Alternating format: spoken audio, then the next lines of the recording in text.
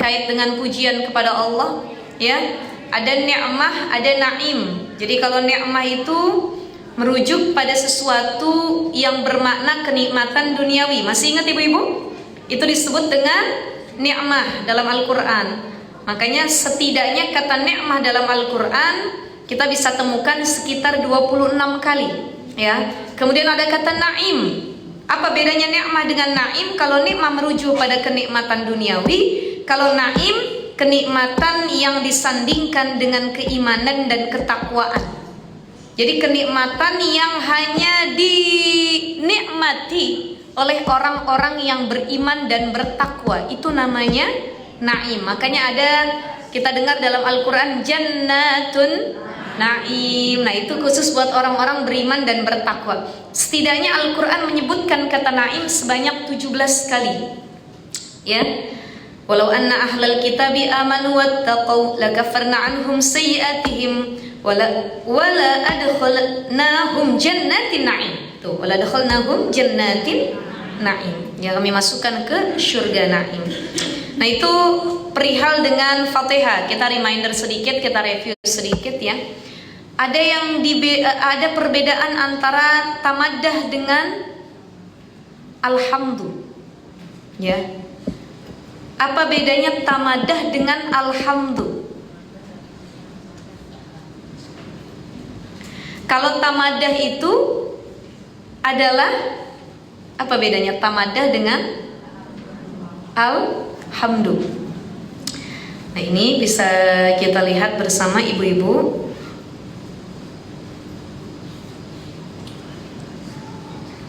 Mohon izin sebentar, ya.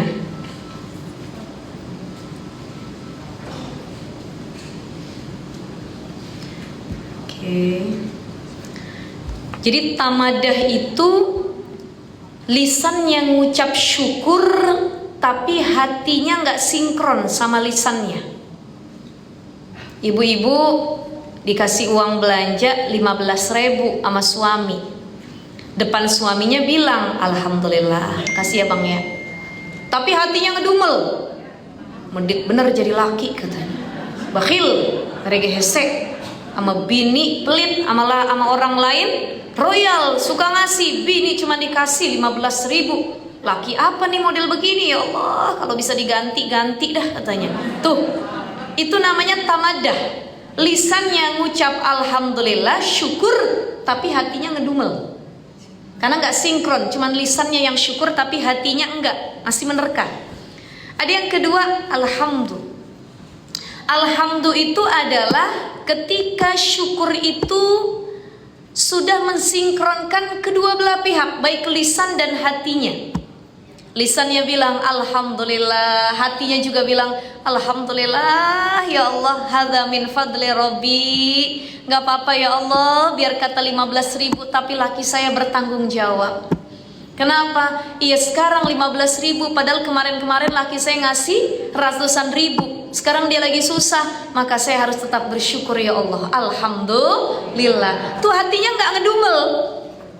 Karena banyak orang yang secara lisan tuh berbeda sama hatinya. Ada orang ngomong ikhlas. Nah, kita udah bahas kemarin tentang ikhlas. Ikhlas gak Bu Haji? Ih, saya mah ikhlas.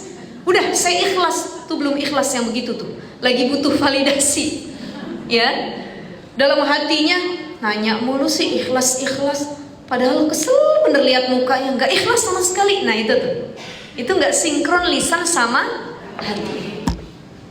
Makanya udah saya sampaikan sebelumnya, ikhlas itu tatkala kata ikhlas gak terucap lagi dari lisannya. Ikhlas itu layaknya surah Al-Ikhlas. Qul huwallahu ahad, Allahus samad, lam yalid walam yakul lahu. Ada nggak dari ayat pertama sampai akhir kata-kata ikhlas? Nggak ada. Tapi nama surahnya Al-Ikhlas. Qul ya ayyuhal la a'budu ma. Nama surahnya apa? Al-Kafirun. Ada kata-kata Al-Kafirun di dalamnya? Qul a'udzu birabbil falaq min syarri ma. Surahnya surah apa? Al-Falaq. Ada kata-katanya? Qul a'udzu birabbin nas, Malik. Surahnya Nas. Inna a'tainakal, nama surahnya, tapi cuman surah Al-Ikhlas. Yang namanya Al-Ikhlas cuman gak ada ditemuin kata ikhlas di dalam surahnya. Itu kan ngajarin ke kita, Bu, kalau ikhlas itu gak perlu disebut-sebut. Kalau ikhlas itu gak perlu diungkit-ungkit. Layaknya surah Al-Ikhlas gak ada pengulangan kata ikhlas di dalam surahnya. Maka ikhlas dengan syukur sama. Secara teori ngucapinnya mah gampang. Saya ikhlas, saya syukur, saya mah alhamdulillah. Tapi dalam hatinya merenggut, ya, kadang-kadang gak nerima takdir Allah. Makanya sulit. Tuh, kalau orang sudah sampai tingkatan alhamdulillahi rabbil alamin. Kalau kita sholat dan kita menikmati sholat kita, salah satu ciri orang yang menikmati sholatnya, kata Imam Al-Ghazali, adalah tafahum. Dia faham yang dia baca, dia menikmati makna-makna yang dia baca. Kenapa ada orang baca Fatihah sampai nangis? Kita puluhan tahun sholat baca Fatihah kagak nangis-nangis. Pernah baca Fatihah nangis gara-gara habis berantem sama lakinya, atau utangnya belum lunas-lunas. Orang kan, saya mau tanya sama ibu-ibu gini, orang itu sholatnya lebih khusyuk ketika lagi banyak duit apa nggak punya duit? Pengalaman ini kayaknya nih. Orang lebih menikmati sholatnya ketika lagi dikasih nafkah yang banyak atau nafkah yang sedikit? Sedikit. Ini lagi berantem sama suami, dikasih duit dikit, suami lagi bangkrut, ya tidak sekaya sebelumnya mungkin. Sholat kita akan lebih hikmah tuh. Iya, kata ibu-ibu ya. Pengalaman Ibu Haji ya. Ya Ustazah, ya begitulah kita manusia rata-rata. Allah kasih kita kesulitan, maka kita datang kepada Allah dengan menangis-nangis. Kita ngelihat orang kalau lagi nggak punya duit, lagi banyak ujian hidupnya, itu dari mulai takbirnya aja udah beda tuh. Betul nggak ibu-ibu? Allah Akbar. Tuh lagi banyak masalah tuh hidupnya tuh. Betul ya? Kau Ustazah tahu? Ya kita sama, Bu, pokoknya begitu. Manusia kan begitu semuanya. Betul ya? Cuman salah nggak Ustazah begitu? Ya enggak. Kalau bisa begitunya jangan cuman lagi banyak ujian, lagi senang juga kudu begitu. Baru ketika lagi kaya raya, uang banyak, kadang-kadang waktu untuk sholat dientar-entar. Bentar lagi shopping dulu, ya, lagi dalam mall dulu, lagi dalam rekreasi, lagi di luar negeri, entar dulu sholatnya. Ya boro-boro dia fatihahnya, takbirnya demikian. Lagi banyak duit, Allahu Akbar, Assalamualaikum, Assalamualaikum, lanjut lagi urusan dunianya.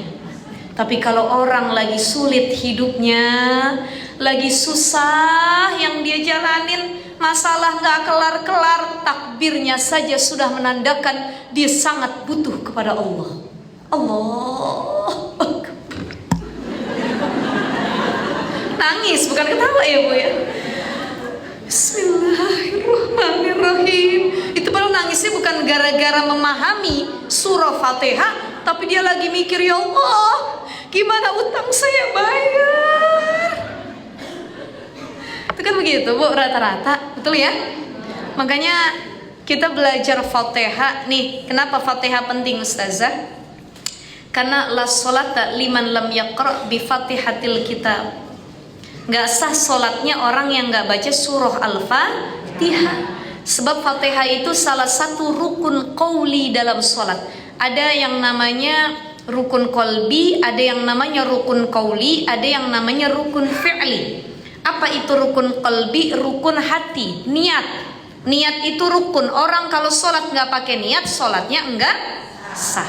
Ada rukun qauli. Kalau nggak dia ucapin pakai lisan, sholatnya nggak sah. Maka kalau ada orang baca Fatihah, mulutnya gagu, dia baca dalam hati, nggak sah sholatnya. Ada orang sholat gagu, Assalamualaikum warahmatullahi wabarakatuh, Solomon. Saya bingung kapan baca Fatihahnya. Karena minimal rukun qauli, salah satunya adalah Fatihah. Itu nggak perlu kenceng-kenceng, minimal pas kita baca kedengeran sama kuping sendiri. Maka kalau ibu pernah dengar orang sholat, Bismillahirrahmanirrahim, Alhamdulillah. Pernah dengar ujian? Ar-Rahmanir-Rahim. Iya kan? Nah itu minimal sama kupingnya sendiri kedengeran. Itu namanya rukun qauli. Nah ada rukun fi'li. Rukun fi'li itu rukun gerakan, ruku, sujud, duduk di antara dua sujud. Nah itu ya bu ya. Nih Fatihah rukun qauli, salah satu rukun dalam sholat. Dan kalau nggak ada Fatihah di dalamnya, sholat kita nggak sah. Makanya kenapa dalam Fatihah harus sungguh-sungguh bacaannya, makharijul hurufnya, tajwidnya, ya kelengkapannya. Jangan diputar balik iyyaka na'budu wa iyyaka nasta'in baru ar-rahmanir-rahim, nggak bisa, nggak sah itu. Maka salah satu syarat Fatihah dikatakan sah adalah tertib berurutan ayat demi ayatnya, dan tidak boleh merubah maknanya. Itu Fatihah, ya. Cuma nanti kita akan bahas karena kemarin kita sudah bahas dari ayat 1 sampai ayat yang ketiga. Maka kita masuk di ayat yang keempat. Apa itu? Alhamdulillahirabbil alamin. Bismillahirrahmanirrahim. Alhamdulillahirabbil alamin. Ar-Rahmanir Maliki Nah, apa bu ayatnya? Maliki Yaumiddin. Ya, dalam ayat lain dikuatkan kalimat Maliki Yaumiddin huwallahu alladzi la ilaha illa huwa al-malikul quddusus salam. Nih, Malik ya. Malik itu maknanya Maliki Yaumiddin. Ada 3 kalimat tuh. Maliki Yaumiddin. Malik artinya penguasa, yaum artinya hari, ad-din agama. Penguasa. Ini kalau secara tekstual ya, penguasa hari agama, tapi tidak seperti itu maknanya. Penguasa yang memberikan hari pembalasan, yang menguasai hari pembalasan. Maka begini, Syekh Jamaluddin Al-Qasimi dalam tafsirnya yang berjudul Mahasinut Ta'wil mengatakan orang itu kan baca Fatihah nih terbagi 2 pada kalimat maliknya. Ada yang panjang, Maliki Yaumiddin. Ada yang tidak dibaca panjang, Maliki Yaumiddin. Ini perbedaan bacaan imam qiraat. Ya, jadi kalau Imam Asim dan Imam Al-Kisai membaca Fatihah itu dengan mimnya panjang, Maliki Yaumiddin. Tetapi para imam qiraat yang lainnya tidak menambahkan alif, jadi mimnya nggak panjang, Maliki Yaumiddin. Ya, ini dua-duanya perbedaan bacaan qiraat para imam qiraat. Apa bedanya ketika Maliki Yaumiddin dengan Maliki Yaumiddin? Ya, kalau panjang Maliki Yaumiddin itu artinya penguasa. Tapi kalau tidak pakai alif, tidak panjang, Maliki Yaumiddin artinya raja. Artinya raja. Ya. Jadi ini hampir sama maknanya keduanya. Cuman kalau makna penguasa itu lebih luas lagi, Bu. Ya, kalau raja itu kan maknanya lebih sempit, tapi penguasa lebih luas. Jadi maknanya apa Ustazah dari ayat ini? Maliki Yaumiddin, Allah itu punya kuasa. Allah itu sebagai pemimpin, raja yang paling berkuasa. Berkuasa untuk apa? Kata para ulama tafsir, menghidupkan yang sebelumnya mati. Ya, datangnya hari kiamat, Allah berkuasa membuat bumi hancur lebur. Dunia ini hancur lebur, seluruh alam hancur lebur. Tidak ada yang hidup sama sekali ketika Yaumiddin, hari pembalasan, kecuali Allah yang kekal. Hatta itu para malaikat, mereka mati semua. Bahkan malaikat Israel yang tugasnya nyabut nyawa orang, nanti Allah akan perintahkan kepada malaikat Israel untuk mencabut nyawanya sendiri. Jadi nggak ada yang kekal, mau itu malaikat Jibril, Mikail, semua. Hatta itu hamba yang paling Allah cintai, Rasulullah Shallallahu Alaihi, tetap wafat. Apalagi kita yang tiap hari bikin dosa. Allahu Akbar. Makanya kalau pengen sholat lebih khusyuk, pengen sholat kita lebih terasa nikmat, salah satunya adalah dzikrul maut. Bayangin itu sholat terakhir kita. Bayangin kita sholat zuhur biar khusyuk, bayangin umur kita nggak sampai asar. Lagi asar, bayangin nggak sampai maghrib. Ada orang yang sholatnya mut-mutan hanya karena momentum tertentu, ya.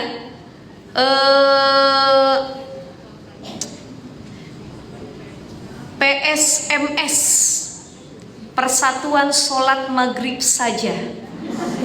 Jadi yang dilakuin cuman sholat maghrib. Atau Persija, Persatuan Sholat Isya saja.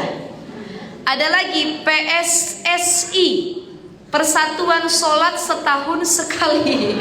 Sholat Idul Fitri doang atau Idul Adha doang gitu. Ya Allah ya Rahman, ini jangan sampai tuh kita begitu ya. Kalau bisa 5 waktu tidak ditinggalkan sama sekali kecuali ada uzur syar'i. Jadi penting menikmati sholat. Salah satu caranya biar lebih khusyuk, biar pikiran kita nggak ngambang adalah dzikrul maut. Bayangin kematian, gitu ya Bu ya. Nih, itu dalam ayat yang lain apa kata Allah? Yauma yafirul mar'u min akhi wa ummihi wa abihi wa sahibatihi wa bani likulli imri'in minhum yauma idzin sya'nu yughni wujuhu yawma idzin musfirah dhahikatum mustabshirah wa wujuhu yawma idzin 'alaiha tarhaquha ulaika humul kafaratul. Ya Allah ya Rahman. Tuh yauma yafirul mar'u min akhi. Hari kiamat itu adalah hak, pasti terjadi. Selama ini kan yang kita tonton cuma film-film doang. Ya, itu banyak film-film tentang kiamat. Pernah ada film kiamat 2012. Alhamdulillah sampai 2026 masih ada juga. Ya. Ya banyaklah film-film yang menceritakan tentang bencana alam, hari kiamat, yaumiddin, hari pembalasan. Hancur lebur semua, gak ada yang hidup kecuali Allah. Ya, gak ada yang kekal kecuali Allah. Bahkan ayat ini mengatakan yauma yafirul mar'u min akhi. Gak ada tuh yang namanya saudara mikirin saudaranya. Kudu saya tolong saudara saya. Wa ummihi wa abi, emak mikirin anaknya, anak mikirin orang tuanya. Gak ada, semua sibuk nyelamatin diri masing-masing. Dan kapan terjadinya hari kiamat? Allahu a'lam bishawab. Gak ada yang tahu. Jadi jangan percaya sama tukang ramal. Nanti kita akan bahas di ayat selanjutnya, ayat kelima. Iyyaka na'budu wa iyyaka nasta'in. Makanya Maliki Yaumiddin, Allah itu yang punya kuasa terhadap hari akhir, dibangkitkannya seluruh manusia yang pernah mati, yang sudah dalam kubur. Hari pembalasan dibangkitkan. Allah yang kuasa membangkitkan manusia dengan rupa yang berbeda-beda sesuai dengan kelakuan dan amal soleh mereka selama di dunia. Allah yang punya kuasa nanti menimbang amal baik dan amal buruk. Kalau kita lihat Bu, maha besarnya Allah, Maliki Yaumiddin, begitu kuasanya Allah nanti, berapa banyak makhluk Allah yang akan dihitung amalnya ketika yaumil hisab. Betul nggak Bu?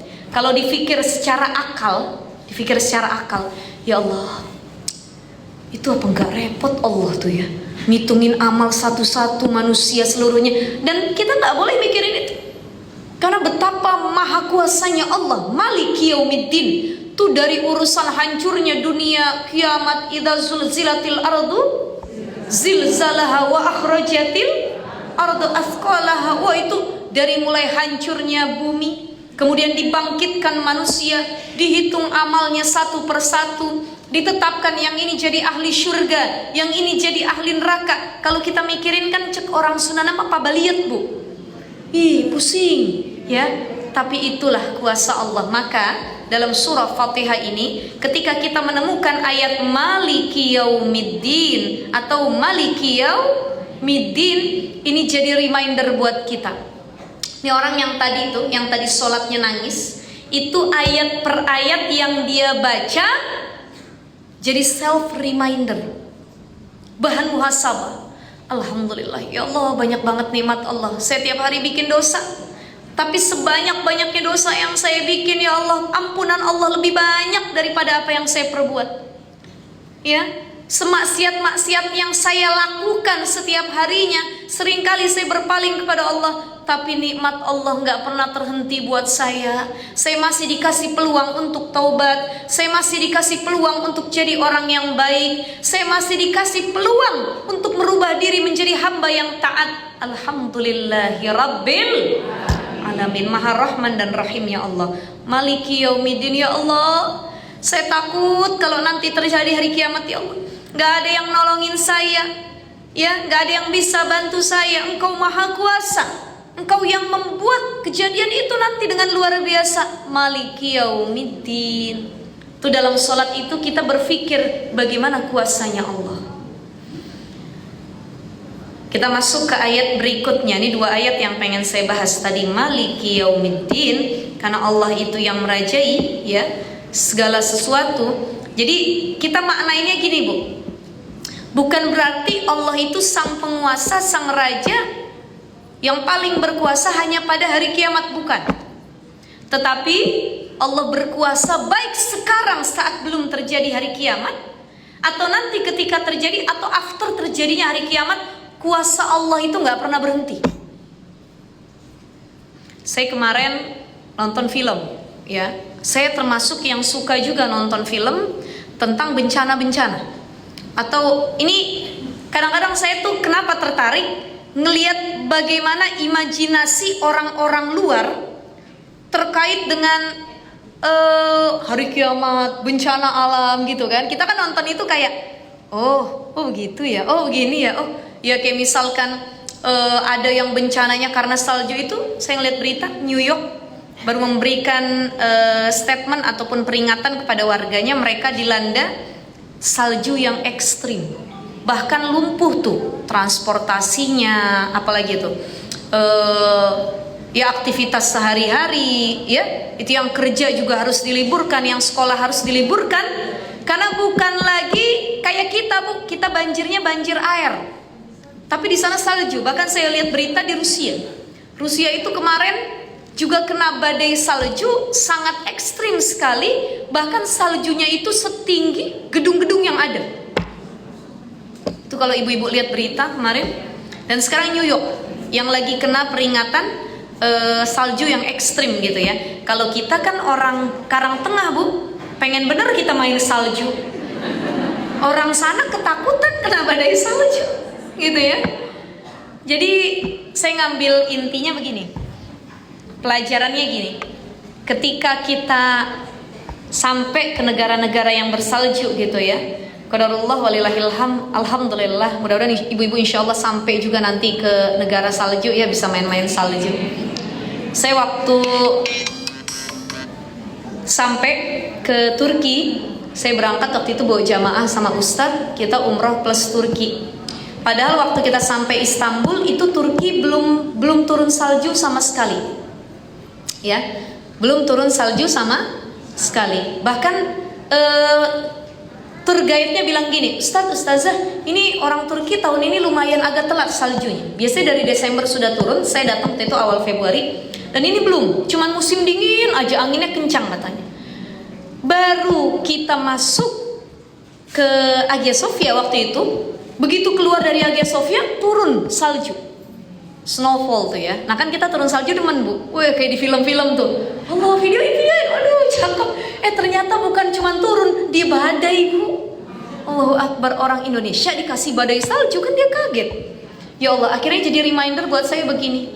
Oh, salju ini enaknya cuma buat holiday, jalan-jalan. Artinya kita bersyukur yang tinggal di Indonesia dengan iklim tropis, cuman hujan sama panas, bersyukur. Gak perlu beli jaket tebel, tuh mahal tuh harganya, Bu. Lah kalau orang sana salah satu kebutuhannya jaket-jaket winter. Itu kalau turun saljunya kecil, bukan badai, enak. Tapi waktu saya di Istanbul, Allahu Akbar, badai salju. Tuh. Dan itu mungkin gak se-ekstrim yang sekarang di New York atau negara-negara yang lainnya, ya. Jadi sekedar main salju enak, tapi tinggal di negara yang bersalju itu bukan main, ibu-ibu. Megang pisau ibu kedinginan, mau masak gak jadi kedinginan, mau wudhu ibu kedinginan. Ya bersyukurlah yang tinggal di Karang Tengah, panas kagak, dingin kagak, tengah-tengah. Alhamdulillah, gitu ya ibu-ibu ya. Baik, kita lanjut ke ayat yang kelima. Iyyaka na'budu wa iyyaka nasta'in. Iyyaka na'budu wa iyyaka nasta'in. Hanya kepada Allah lah kami menyembah, dan hanya kepada Allah kami mohon pertolongan. Ayat ini Bu, apa remindernya? Pelajarannya, ibrohnya. Ayat ini meruntuhkan dua jurang. Jadi ada dua kalimat nih ya. Iyyaka na'budu wa iyyaka nasta'in.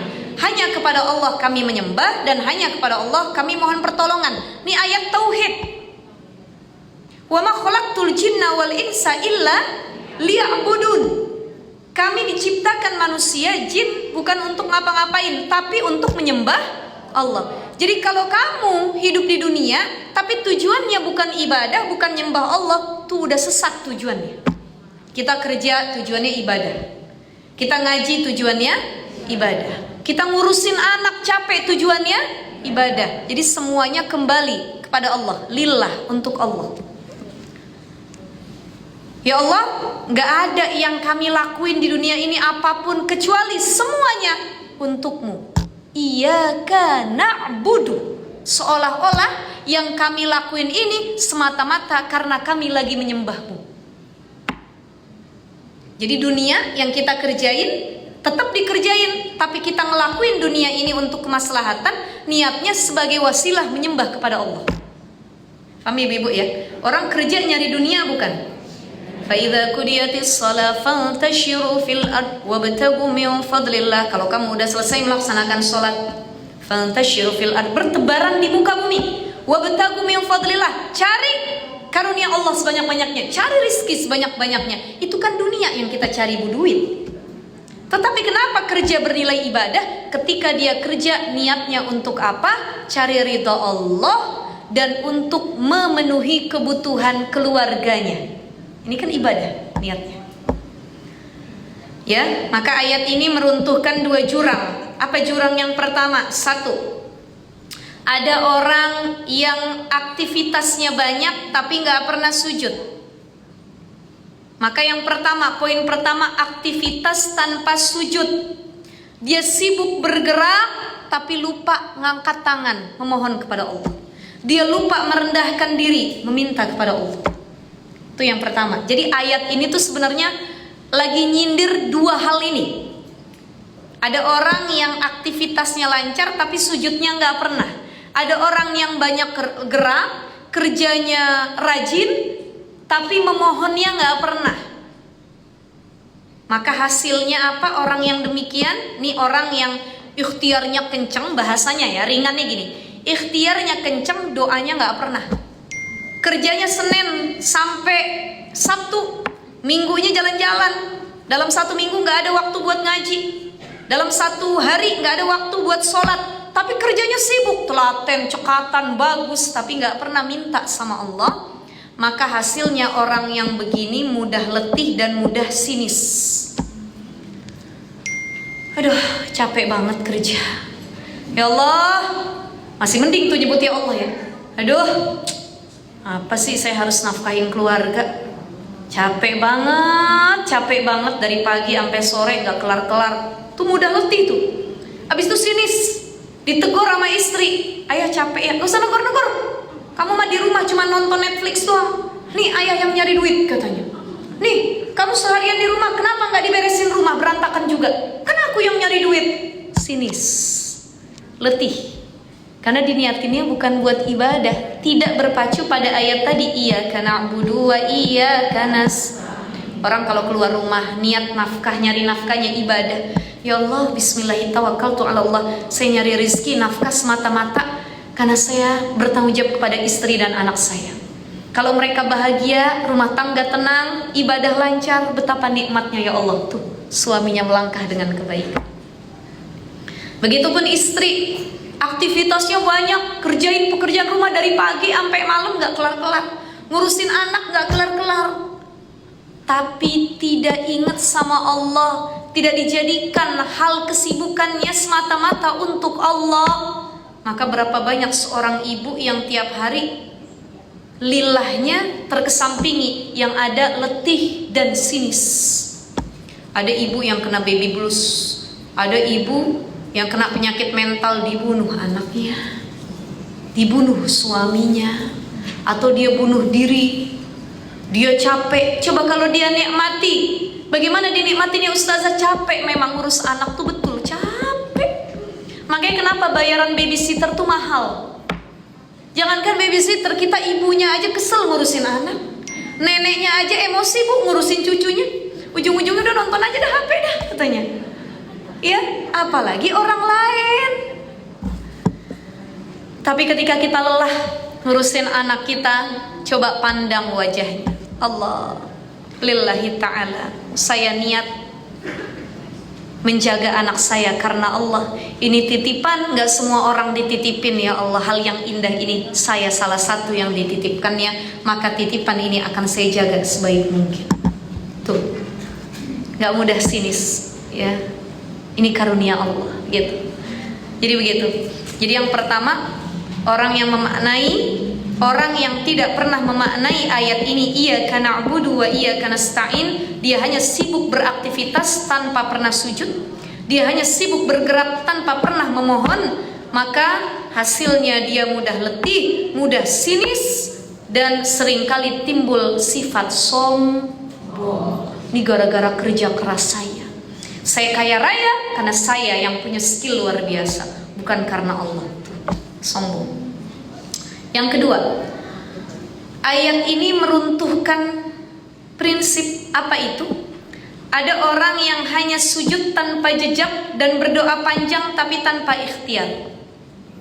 Saya ringkasnya adalah ada orang yang cuman doa aja, ikhtiarnya gak pernah.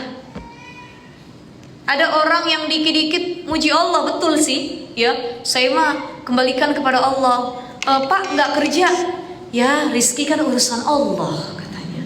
Bu gak dididik anaknya, ya itu mah urusan Allah, kembali ke takdir. Jadi dikit-dikit Allah, nyalahin takdir. Nah orang yang begini nih, cuman sujud tanpa jejak, cuman berdoa tanpa ikhtiar, hasilnya mudah menyalahkan takdir. Dia kaya, dia bilang takdir. Dia miskin, dia bilang takdir. Dia sakit, dia bilang takdir. Gak ada ikhtiar yang dilakuin karena hanya sekedar sujud. Maka ayat ini memberikan ibrah kepada kita betapa pentingnya balance, seimbang. Sujudnya dikencengin, ikhtiarnya juga dikuatin. Nih, balance, seimbang. Iyyaka na'budu wa iyyaka nasta'in. Kepada Allah kami menyembah, kami minta, kami memohon, kami berdoa. Wa iyyaka nasta'in, selebihnya kami mohon pertolongan kepada Allah. Ya. Maka pada akhirnya iyyaka na'budu wa iyyaka nasta'in itu adalah janji harian yang kita perbaharui di depan Allah. Apa makna utamanya? Kami patuh ya Allah karena Engkau layak disembah. Dan kami memohon karena tanpamu kami tak berdaya. Kan romantis banget, betul gak bu? Itu ayatnya romantis bu. Iyyaka na'budu wa iyyaka nasta'in. Kami patuh karena Engkau memang layak disembah, dan kami memohon karena tanpamu kami tak berdaya ya Allah. Ini bukan lagi sama manusia romantisnya, tapi sama Allah. Maka ini menguatkan ayat wa'budullaha wa la tusyriku bihi syai'a. Sembahlah Allah, jangan menyekutukan. Kenapa ayat ini penting jadi pelajaran buat kita? Banyak orang sekarang minta apa-apa kepada selain Allah. Datang ke orang pinter, dukun, tukang ramal. Orang pinter dah nyebutnya. Ya, tuh orang pinter. Sekarang tuh bedain dukun sama ustadz tuh beda-beda tipis bu. Betul nggak? Beda apa enggak? Banyak dukun yang berpakaian ustadz. Banyak kan? Yuk kita ke orang pinter, dia ustadz bukan, dia kiai bukan, dia habib bukan, dia orang alim bukan. Iya orang dia pakai peci katanya. Dia pakai sorban, pakai sarung. Ya kan kalau penampilan mah gampang membohongi. Betul ya? Maka hati-hati dengan kata-kata orang pinter. Sebab apa? Dalam surah Al-Jin ayat 6, apa kata Allah? Wa annahu kana rijalun minal insi ya'udzuuna birijalin minal jinni fazaduhum rahaqa. Banyak orang yang bekerja sama, beberapa orang manusia banyak yang bekerja sama meminta perlindungan kepada jin. Minta kaya datang ke jin, minta sehat datang ke jin, minta perlindungan datang ke jin. Banyak. Tuh hati-hati. Sebenarnya ritual orang minta ke jin ini Bu, bukan sekarang-sekarang doang. Sebelum adanya Rasulullah, zaman jahiliyah itu banyak kebiasaan yang dilakukan oleh orang-orang jahiliyah. Kata Imam Fakhruddin Ar-Razi, kebiasaan orang-orang jahiliyah kalau lewat di padang pasir. Ibu yang pernah umroh pasti pernah lewat padang pasir, ya, betul ya, pernah lihat ya? Atau mungkin di video-video, di film-film pernah kita lihat padang pasir. Padang pasir itu sama mencekam dan mengerikan layaknya hutan-hutan yang ada di Indonesia. Jadi kalau negara Arab nggak punya hutan, mereka punya padang pasir. Kita di hutan punya harimau, singa, mereka juga punya binatang buas. Jadi hutannya orang Arab itu padang pasir. Coba kalau terjebak di tengah-tengah padang pasir, ngeri itu Bu. Sama itu banyak binatang buasnya. Nah orang jahiliyah zaman dulu kalau lewat padang pasir, kata Imam Fakhruddin Ar-Razi, mereka minta perlindungan kepada jin. Wahai jin, lindungilah kami yang sedang melakukan perjalanan melalui padang pasir ini agar kami tidak dicelakai oleh binatang buas maupun para perampok. Jadi perampok juga banyak karena hutan-hutan. Hutan itu padang pasir di sana. Ya Bu ya. Atau mereka lagi pancaklik, akhirnya mereka mendatangi sumur pohon yang sekiranya bisa merubah keadaan tuh.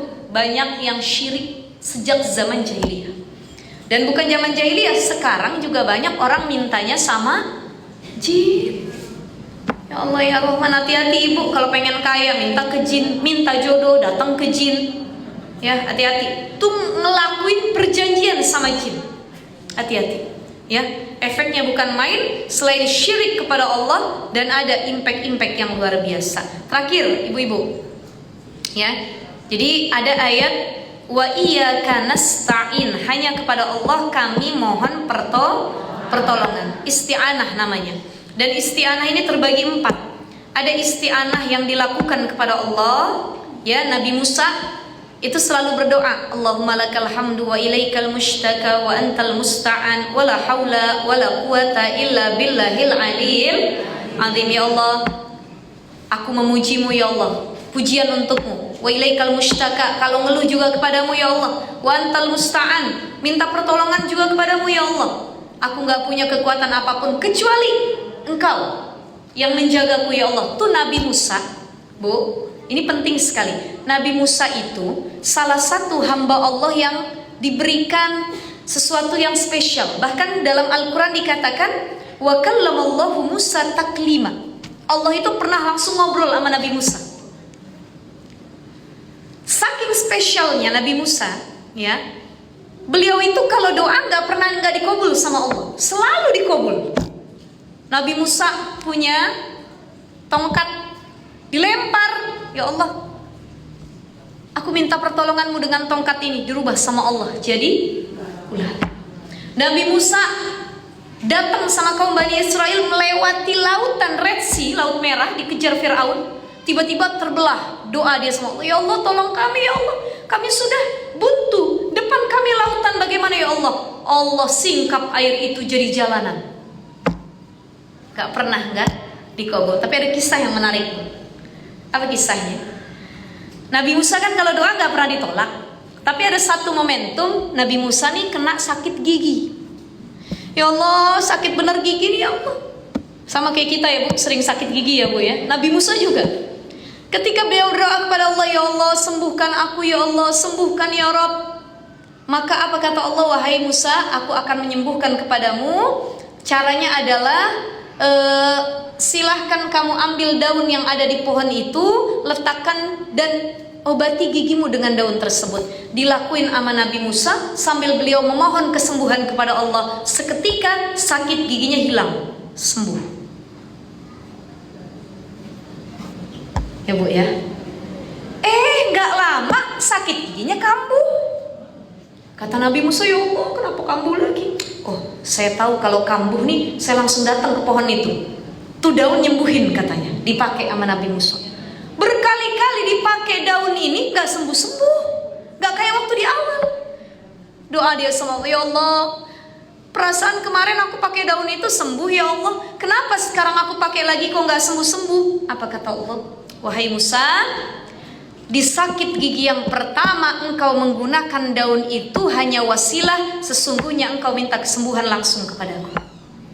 Tetapi di sakit yang kedua engkau tanpa meminta kesembuhan kepadaku, langsung kau lari seolah-olah daun itu yang menyembuhkan. Ini kan sindiran buat kita, betul gak? Ya Allah sembuhin saya, kepala kita pusing, kita minum obat pusing, alhamdulillah sembuh. Begitu kan besoknya sembuh kita kambuh, minum aja ini kemarin juga hilang.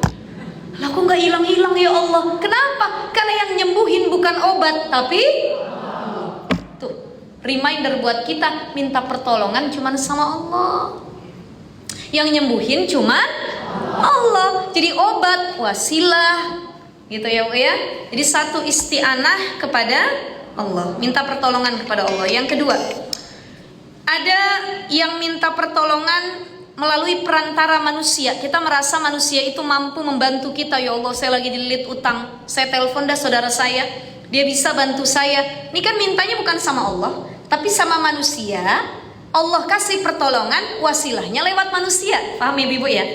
Itu isti'anah perantaranya dengan manusia. Yang ketiga, ada isti'anah dengan hamba yang lemah. Kita tahu dia lemah, gak bisa nolong kita, kita minta pertolongan. Tuh isti'anah yang ketiga ya. Dan yang keempat, ada isti'anah dengan perantara amal soleh. Ya Allah saya tahajud, saya duha, sungguhnya saya sedang meminta kepadamu.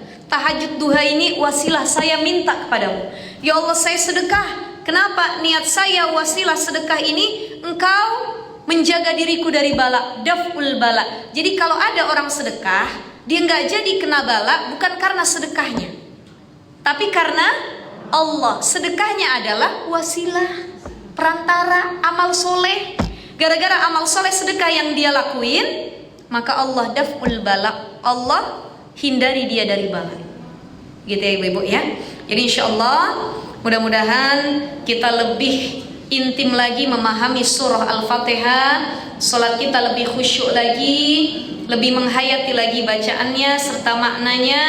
Dan mudah-mudahan baik dalam sholat ataupun di luar sholat kita jadi hamba yang dikit-dikit selalu meminta pertolongan kepada Allah dan tidak menyekutukan Allah. Baik ibu-ibu sekalian yang dimuliakan Allah, mohon izin, mohon maaf sudah 10:30. Saya nggak panjang lebar dan mohon izin sekali untuk kajian saat ini. Mungkin kita nggak ada sesi tanya jawab karena saya buru-buru, ada keperluan yang memang urgent ya.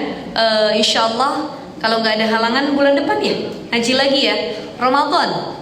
Ibu-ibu Ramadan ya, Insya Allah masuk bulan suci Ramadan. Tanggalnya berapa saya lupa, tapi ibu-ibu mudah-mudahan dimudahkan langkah kakinya di bulan Ramadan. Karena waktu pagi gini kan orang enaknya tidur habis subuh ya. Tapi insya Allah lah jangan lama-lama lah tidurnya. Kalau bisa habis subuh jangan tidur, tapi diisi dengan baca Quran ataupun amal solih yang lainnya. Baik ibu-ibu, kurang lebihnya mohon maaf. Kita sama-sama baca Ummul Quran suratul Fatihah. Mudah-mudahan semua yang hadir Allah sehatkan badannya, dipanjangkan umurnya, diberkahi rizkinya, disampaikan ke bulan suci Ramadan, dan diampuni dosa-dosa kita. Ala hadhihi niyah wa ala kulli niyatin salihah wa ila hadratin Nabi Al-Fatihah. A'udzu billahi minasy syaithanir rajim. Bismillahirrahmanirrahim. Alhamdulillahi rabbil alamin. Arrahmanir rahim. Maliki yaumiddin. إياك نعبد وإياك نستعين اهدنا الصراط المستقيم صراط الذين أنعمت عليهم غير المغضوب عليهم ولا الضالين اللهم بحق الفاتحة وبسر الفاتحة وبكرامة الفاتحة افتح لنا أبواب الخير واختم لنا بالخير واجعلنا والحاضرين من أحسن أهل الخير يا فرج الحام يا كاشف الغام يا من لعبده يغفر ويرحم اللهم بارك لنا في رجب وشعبان وبلغنا رمضان وحسن مقاصدنا ربنا آتنا في الدنيا حسنة وفي الآخرة حسنة وقنا عذاب النار والحمد لله رب العالمين. السلام عليكم warahmatullahi wabarakatuh.